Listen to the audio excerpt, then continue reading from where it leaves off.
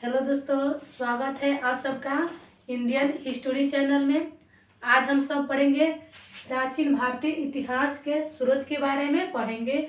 इसके पहले जो पढ़े हैं उसमें पढ़े थे अभिलेख किसे कहते हैं, पुरालेख शास्त्र किसे कहते हैं, पुरालेख शास्त्र की खोज कब हुआ था, अभिलेख को हिंदी में उसके अध्ययन को क्या कहा जाता है, इस सब के बारे में पढ़े थे लोग। अब पढ़ेंगे प्राचीन भारतीय इतिहास के स्रोत के बारे में पढ़ेंगे। प्राचीन भारतीय इतिहास के स्रोत की जानकारी मुख्यतः 4 स्रोतों से प्राप्त होती है। कौन कौन है? धर्म ग्रंथ, ऐतिहासिक ग्रंथ और विदेशियों का विवरण, पुरातत्व संबंधित साक्ष्य।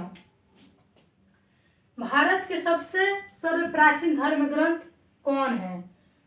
सबसे प्राचीन धर्म ग्रंथ वेद है, जिसके संकलनकर्ता है महर्षि कृष्ण द्वैपायन वेद व्यास।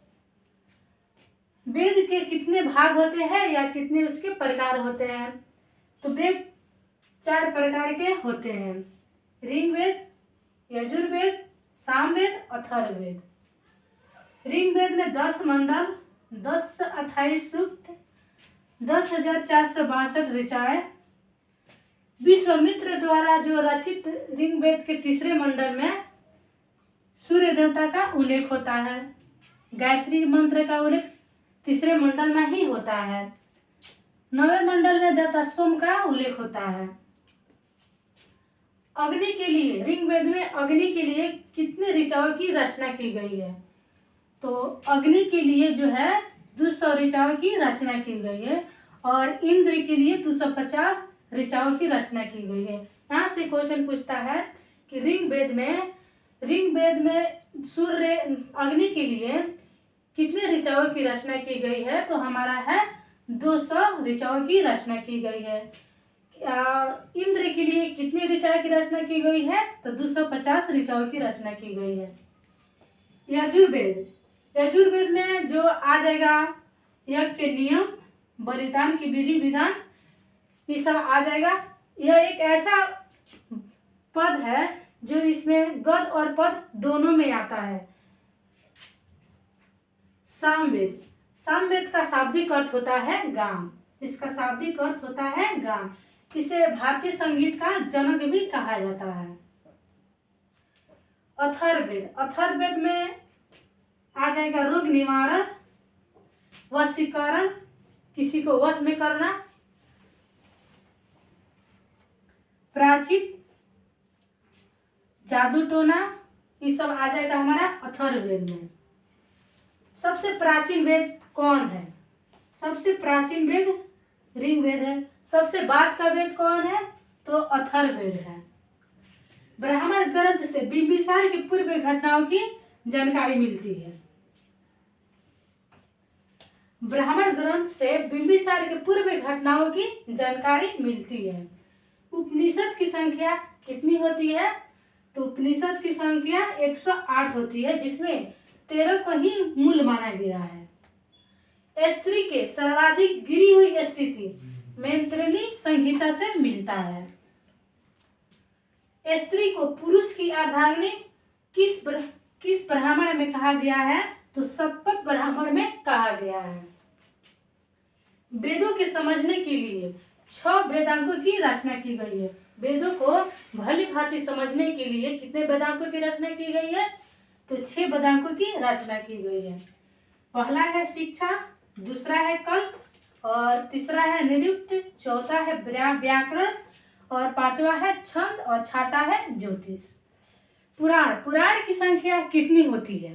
पुराण की संख्या 18 होती है, जिसमें 5 को ही मूल माना गया है। कौन कौन है? मत्स्य, वायु, विष्णु, ब्राह्मण, भागवत। इन 5 के ही 18 में से मूल माना गया है। सबसे प्राचीन पुराण कौन है? तो मत्स्य पुराण है।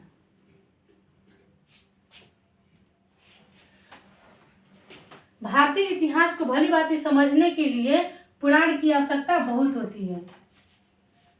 इसमें पूरा भारतीय विश्व इतिहास को समझने के लिए या भारतीय इतिहास को समझने के लिए पुराण जो है इसमें मान्यता पुराण को ही दिया गया है। सबसे प्राचीन पुराण कौन है? तो मत्स्य पुराण है। बुध की पूर्व जन्म की जानकारी हमें कहाँ से मिलती है? तो बुध की पूर्व जन्म की जानकारी जो हमें मिलती है जातक से मिलती है। जैन साहित्य को आगमन को क्या कहा जाता है?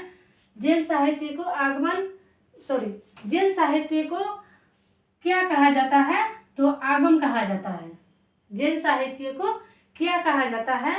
तो आगम कहा जाता है। पुराण में जैन साहित्य को क्या कहा जाता है? तो आगम कहा जाता है। सूत्रों में गौतम सूत्र सबसे प्राचीन है। सूत्रों में गौतम सूत्र सबसे प्राचीन है। मौर्य वंश से संबंधित पुराण जो है विष्णु पुराण है। कौन है? ये क्वेश्चन पूछता है मौर्य वंश से संबंधित पुराण कौन है? तो विष्णु पुराण है। गुप्त वंश से संबंधित पुराण वायु पुराण है। आंध्र सातवाहन वंश से संबंधित जो पुराण है मत्स्य पुराण है। सबसे प्राचीन स्मृति ग्रंथ कौन है? तो मनुस्मृति है। कौन है? मनुस्मृति है। जो इसमें जो है सबसे प्राचीन ग्रंथ जो है मनुस्मृति को ही माना गया है। महावीर के जीवन कृतियों का विवरण कहाँ से मिलता है? किस सूत्र से मिलता है? तो भगवती सूत्र से मिलता है। जैन धर्म का प्रारंभिक इतिहास की जानकारी किस सूत्र से मिलता है? तो कल्प सूत्र से मिलता है। संस्कृत साहित्य में ऐतिहासिक घटनाओं का क्रमबद्ध लिखने का सर्वप्रथम प्रयास किसने किया था? तो सर्वप्रथम प्रयास किए थे कलहड़ किए थे। वो कौन सी पुस्तक लिखे थे?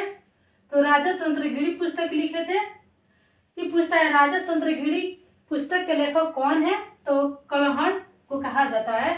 कलहड़ को कहा जाता है। राजा तंत्रगिरी जो है पुस्तक है वो किस इतिहास से लिया गया है? तो कश्मीर के इतिहास से लिया गया है। संस्कृत भाषा की व्याकरण की प्रथम पुस्तक किसने लिखी थी? तो अष्टाध्यायी किसने लिखी थी? पाणिनि ने लिखी थी। पाणिनि कौन पुस्तक लिखी थी? अष्टाध्याय। सबसे प्रथम पुस्तक कौन थी? तो अष्टाध्याय किसने लिखी थी? तो पाणिनि ने सबसे प्रथम पुस्तक लिखी थी अष्टाध्याय पुस्तक। क्वेश्चन पूछता है कि अष्टाध्याय के लेखक कौन है?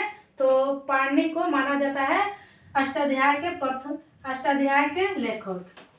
भारतीय पुरातत्व शास्त्र के पितामह किसे कहा जाता है? तो भारतीय पुरातत्व शास्त्र के पितामह सर अलेक्जेंडर कनिंघम को कहा जाता है। सर्वप्रथम भारतवर्ष का जिक्र किस अभिलेख में है? हाथी गुफा अभिलेख में है। सर्वप्रथम भारत पर होने वाले हुण आक्रमण की जानकारी किस स्तंभ लेख से मिलती है? तो भीतरी स्तंभ लेख से मिलती है। सती प्रथा का प्रथम लिखित साक्ष्य किस अभिलेख से मिला है? तो एरर अभिलेख से मिला है। सर्वप्रथम सिक्कों पर लेख लिखने का कार्य किस शासक ने किए थे? तो यवन शासक ने किए थे। संगीत का प्रेमी किसे कहा जाता है? संगीत का प्रेमी समुद्रगुप्त को कहा जाता है। कंदेरिया महादेव मंदिर कहाँ है? कंदेरिया महादेव मंदिर खजुराहो में है। बृहदेश्वर मंदिर कहाँ है? भुवनेश्वर में। लक्ष्मण मंदिर कहाँ है? खजुराहो में। लिंगराज मंदिर कहाँ है? भुवनेश्वर में। दशावतार मंदिर कहाँ है? तो देवगढ़ उत्तर प्रदेश में है। गोडेश्वर मंदिर कहाँ है? तो महाराष्ट्र में है। हाथी गुफा अभिलेख किस शासक से संबंधित है? तो हाथी गुफा अभिलेख जो है कलिंग राज खारखेल से संबंधित है। जूनागढ़ या गिरनार अभिलेख किस शासक से संबंधित है? तो रुद्रदामन से संबंधित है। प्रयाग स्तंभ लेख समुद्रगुप्त से संबंधित है। ऐहोल अभिलेख किस शासक से संबंधित है? पुलिकेशिन से संबंधित है। इसके आगे पढ़ेंगे लोग हड़प्पा सभ्यता के बारे में, सिंधु सभ्यता के बारे में, मोहनजोदड़ो के बारे में। सिंधु सभ्यता की खोज कब हुई थी? किसने किए थे? किस नदी किनारे है? इस सब के बारे में पढ़ेंगे। उसमें क्या क्या चीज का अवशेष मिला था उसके पूरा विस्तार के बारे में पढ़ेंगे।